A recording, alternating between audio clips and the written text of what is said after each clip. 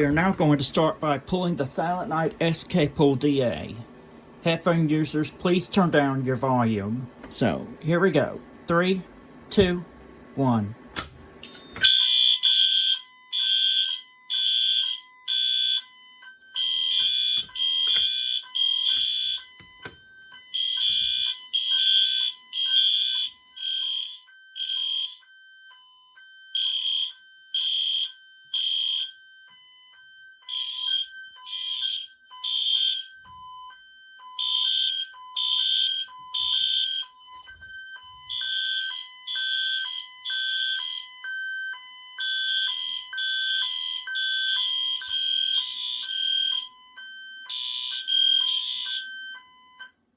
Alright, here we've got our 2-wire selective silence on the system sensor P2W.